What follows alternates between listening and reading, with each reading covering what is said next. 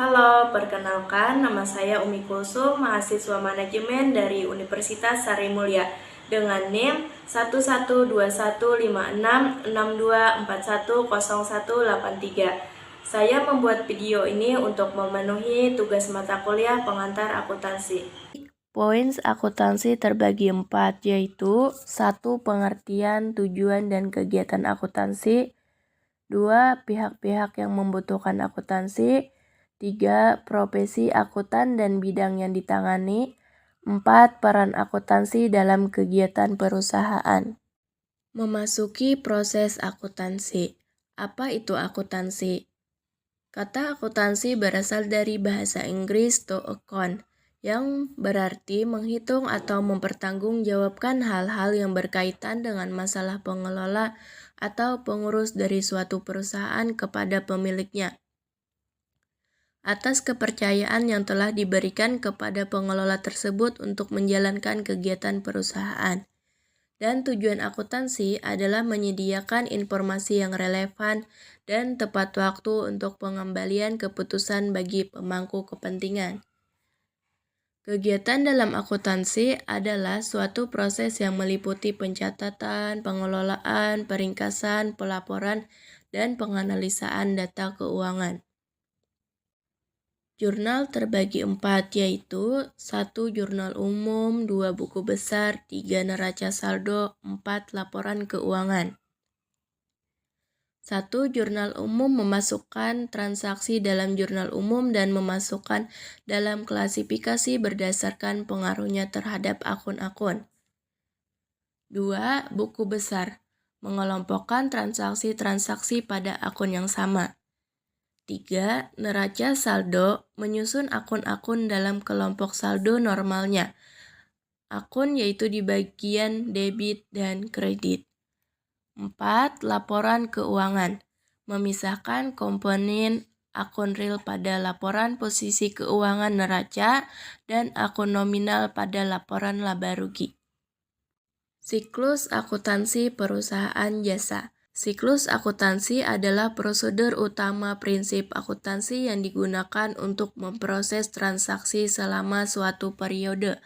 Dan siklus akuntansi adalah tahapan-tahapan kegiatan mulai dari terjadinya transaksi sampai dengan penyusunan laporan keuangan, sehingga siap untuk pencatatan transaksi periode berikutnya yang terjadi secara berulang-ulang dan terus-menerus.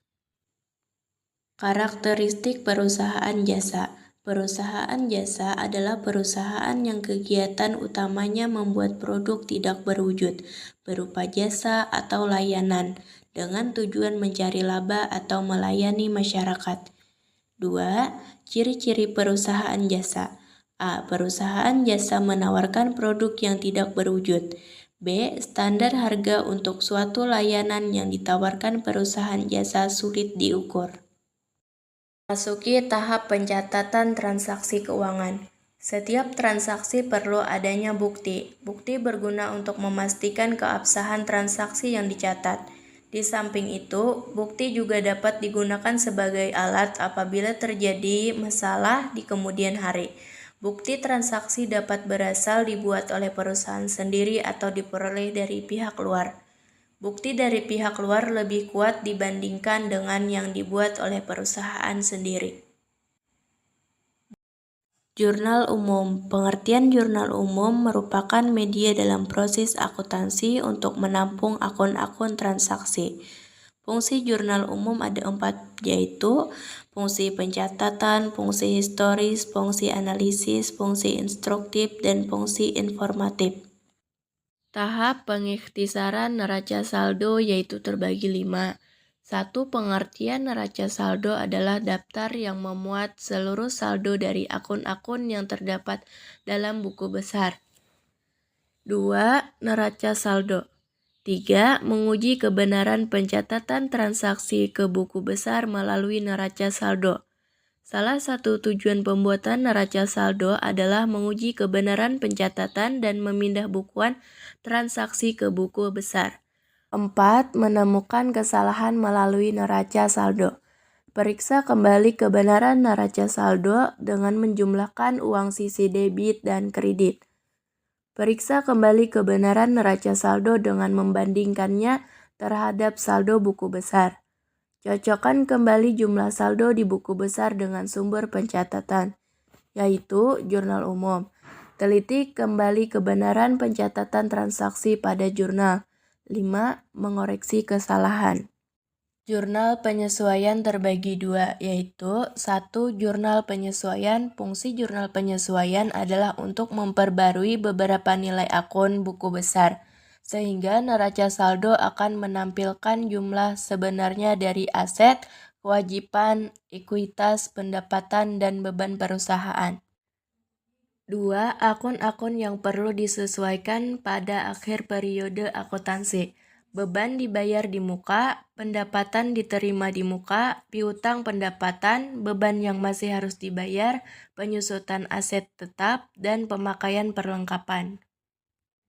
Tahap pelaporan pembuatan laporan keuangan terbagi 4, yaitu 1. Penyusunan laporan keuangan, 2. Laporan perubahan ekuitas, 3. Neraca, 4. Laporan arus kas. Jurnal penutup. Pengertian jurnal penutup dibuat pada akhir periode akuntansi untuk menutup akun-akun laporan laba rugi dan akun pref dalam laporan perubahan ekuitas.